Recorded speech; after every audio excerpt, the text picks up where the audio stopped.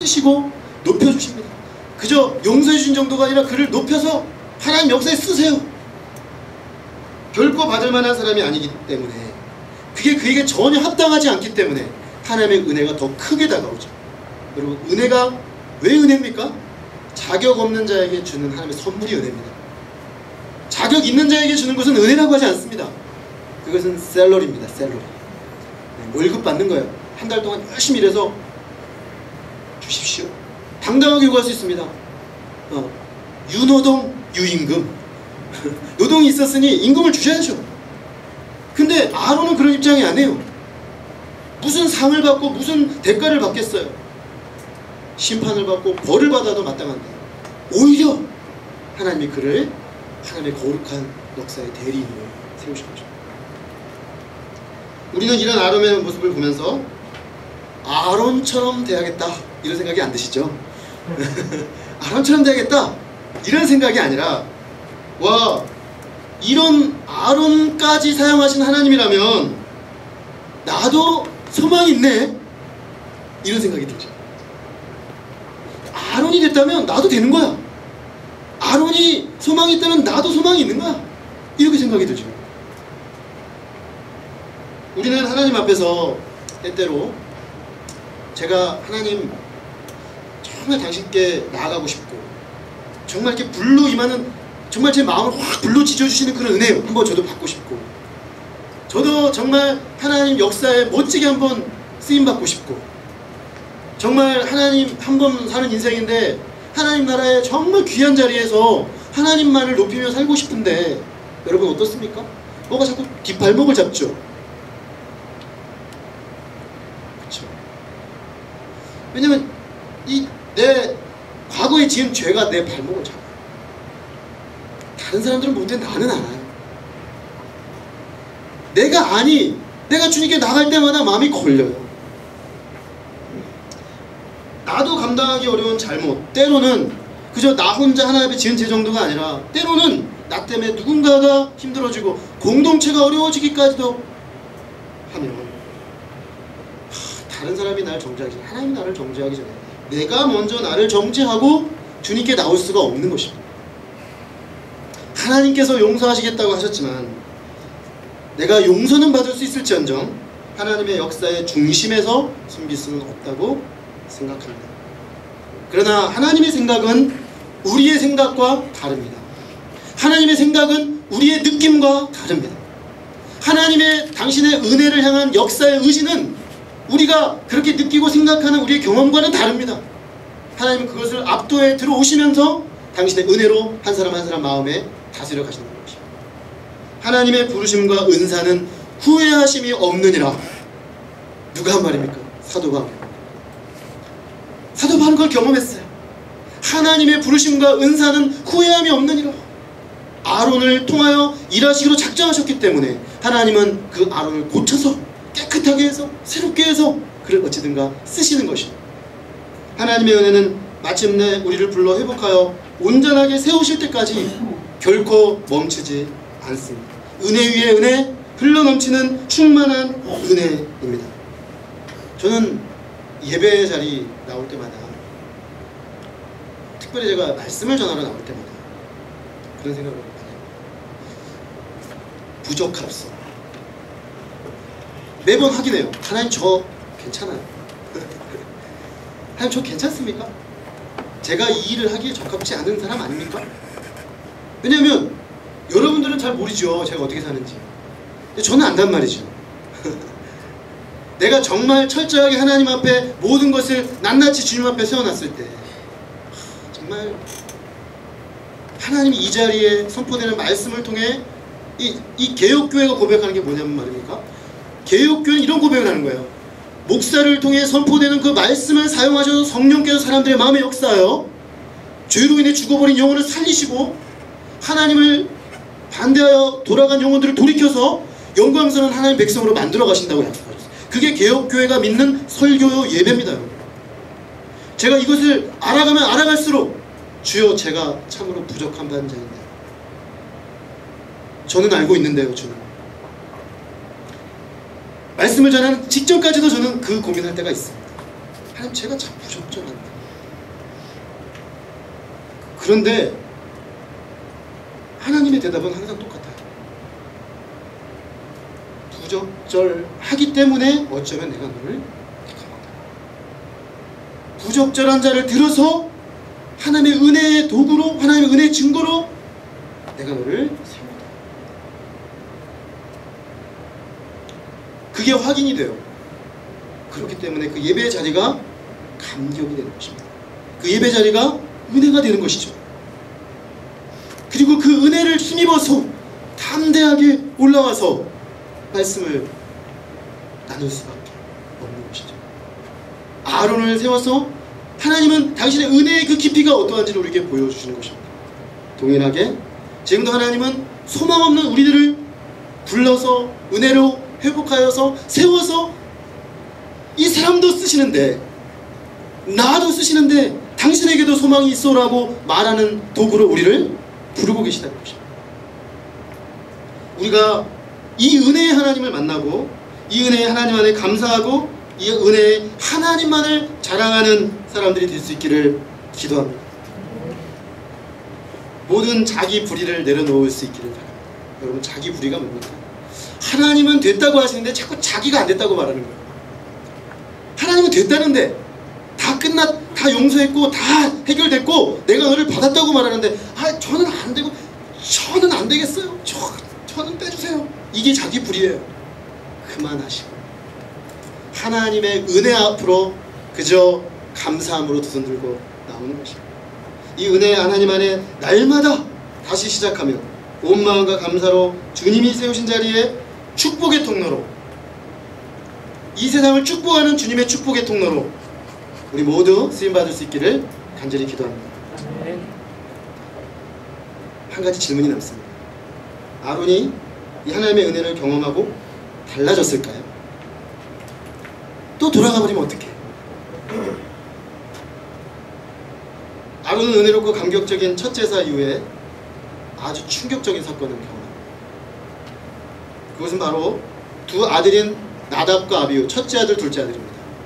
첫째 아들, 둘째 아들이 하나님께서 명령하지 않은 다른 불을 담아 여호와께 드리다가 하나님의 임재와 응답을 상징하던 그 불이 그들을 심판하는 불이 되어 그 자리에서 그들을 죽여버렸습니다.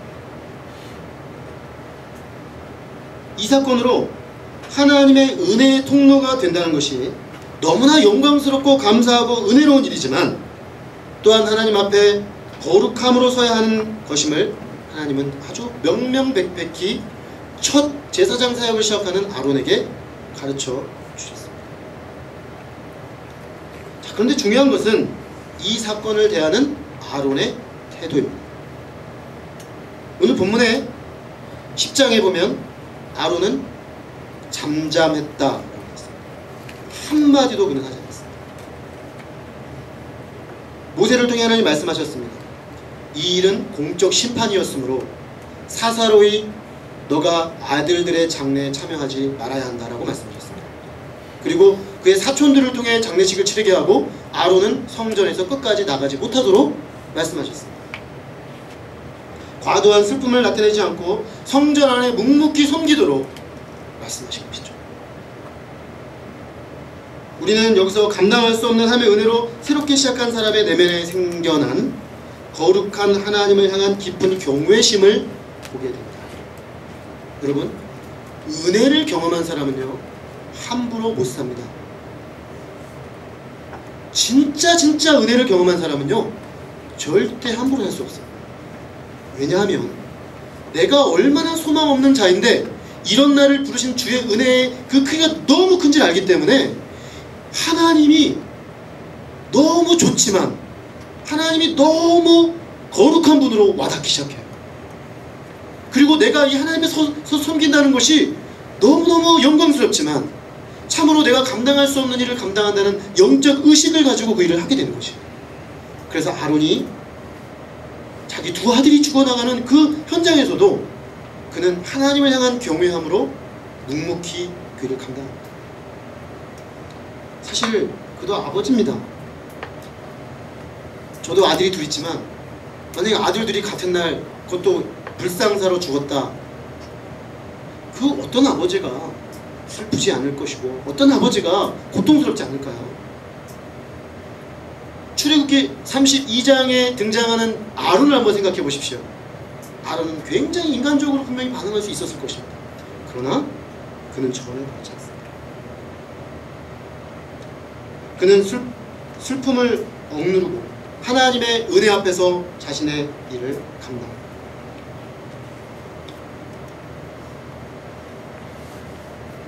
사실 두 아들은 전후 문맥으로 봤을 때 술을 먹었습니다.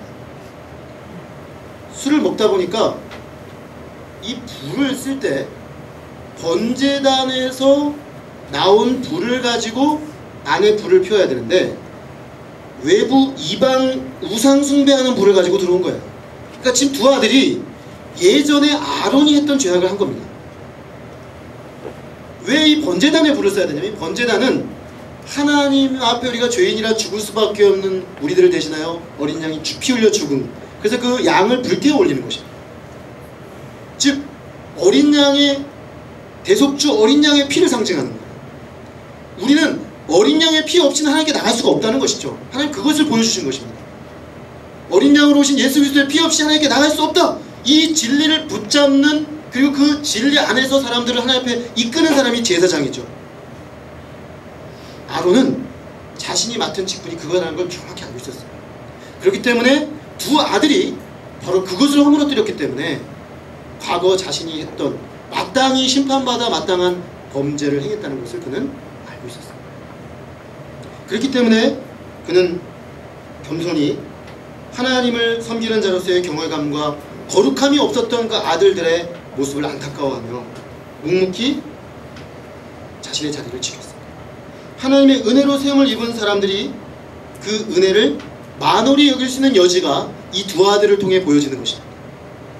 그 두 아들은 아론만큼 하나님의 은혜에 대한 그 깊이가 반응이 없었던 거예요. 쉽게 생각한 거죠. 우리 아빠가 옛날에 완전 엉망이었는데 하나님이 이거 다시 입혀주시고 제사장 삼으시네? 게다가 우리도 제사장이야? 제가 볼 땐 약간 이런 요소가 들어간 것 같아요. 그들은 이것이 다시 세워졌다는 게 뭘 의미하는지 몰라요. 하나님이 어떤 분인지를 몰라요. 그저 제사장이란 자리만 취하고 있었던 거예요. 그러니까 하나님이 안 보이는 것이죠. 거룩한 하나님, 불로 임하신 하나님이 안 보여요. 그들은 함부로 하나님 앞에 들어갔던 것입니다. 은혜의 세계에 대한 인식이 그들 눈에 같았어요. 그게 바로 아론과 차이점이었어요. 하나님의 은혜를 가슴에 새긴 아론은 그 직분의 자리에서 끝까지 개인적 사사로운 감정을 넘어 하나님의 거룩하심을 나타내고 그분의 은혜를 붙잡고 그분의 뜻에 순종했어요.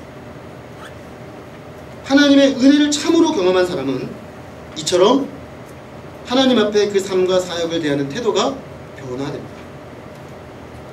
그 사람이 하나님을 어떻게 대하는지, 하나님의 사역을 어떻게 대하는지, 하나님의 사역으로 세우신 그 직분을 어떻게 대하는지. 사람은 부족할 수 있지만 그 직분은 귀한 것이죠. 그 직분을 어떻게 대하는 것인지, 그걸 보면 그 사람이 하나님을 어떻게 알고 있고 어떤 은혜 체험을 했는지를 알 수 있다는 것입니다. 그러므로 은혜를 경험했으니까 막살자라는 건 없어요. 그런 세계는, 신앙의 세계. 정말 은혜를 경험한 사람은 두렵고 떨림으로 경외함으로 정말 주 앞에 서는 삶을 살게 되는 것입니다. 결론은 맺습니다. 은혜 위에 은혜로 다시 시작한 사람 아론. 그를 용서하시고 불러서 다시 세우신 하나님의 은혜. 그 은혜가 이 시간 우리 마음에 남기를 기도합니다. 그래서 우리의 삶이 아론처럼 이 자리에서 주께서 아론을 통해 보여주신 하나님의 그 은혜를 경험한 우리도 이제 그 은혜에 합당한 자로, 그 은혜를 나타내는 자로 주님을 경외하는 삶으로 주님을 섬기는 자리를 소중하게 여기고 가치 있게 여기고 감사함으로 섬기는 우리 모두가 될 수 있기를 주님의 이름으로 축원하며 기도합니다. 기도하겠습니다. 하나님 아버지, 아론을 통해서 죄로 인해 심판받고 마땅히 죽어 마땅한 우리 인생들을 당신의 공의대로, 의의 심판대로 심판하지 않으시고 모세와 같이 생명을 걸고 중보하고 죄인들의 자리에 같이 죽기를 각오한, 실제로 그렇게 오셔서 죽으신 예수 그리스도의 중재를 통해서 소망 없는 우리들이 이렇게 하나님의 은혜 안에서 하나님을 배우며 하나님의 음성을 들으며 우리의 죽어진 영혼이 살아나며 하나님을 예배할 수 있는 놀라운 특권과 은혜를 주신 것을 참으로 감사합니다. 아론을 세우셔서 아론과 같은 사람도, 아론과 같이 소망 없는 사람도 다시금 불러서 용서하시고 다시금 그의 죄를 씻기시고 다시금 그에게 거룩하고 깨끗한 세마포옷을 입으시고 그에게 기름 부어 다시금 제사장의 자리로 세우시기까지 놀라운 은혜 위에 은혜로 역사하시는 하나님 생각할 때 감사합니다. 주님, 저희가 그 동일한 은혜를 우리 하나님께 받았습니다. 주님, 저희도 아론이 경험했던 그 은혜를 받은 자로서 우리가 서 있는 이 예배의 자리, 우리가 주님을 그 축복을 받아서 이 세상에 나눠지는 축복의 통로로 쓰임받는 이 놀라운 직분들 귀하게 여기며 하나님을 만홀히 여기지 않고 거룩함으로 경외함으로 섬기는 주의 사람들이 되게 하여 주시옵소서. 주님, 그리하여서 하나님의 거룩함이 땅에 떨어지고 하나님의 거룩함을 경험하고 하나님의 은혜를 경험한 사람들의 그 아름다움이 잘 보여지지 않는 이 시대 가운데 우리 사랑하는 귀한 청년들이 하나님의 거룩하심을 나타내고 하나님을 만나고 온 사람, 하나님의 은혜를 경험하고 온 사람의 변화된 언어, 변화된 얼굴빛, 변화된 선택, 변화된 삶의 모습들로 하나님께 영광을 돌리며 이 세상에 하나님의 살아계심을 나타내는 주의 사람들로 우리 모두를 세워주시기를 간절히 기도합니다. 아버지, 당신의 그 놀라운 은혜를 가슴에 안고 다시금 우리의 삶의 자리로 나아가기를 소망하오니 하나님, 우리 한 사람 한 사람 붙잡아 주셔서 당신의 은혜 앞에 합당한 삶으로 영광 돌리는 우리 모두로 축복해 주시기를 간절히 기도합니다. 귀한 시간 은혜의 말씀을 감사드리고 예수 그리스도 이름으로 기도하였습니다. 아멘. 잠시 자신의 언어로 우리 하나님 앞에 예수 그리스도를 힘입어 나가겠습니다.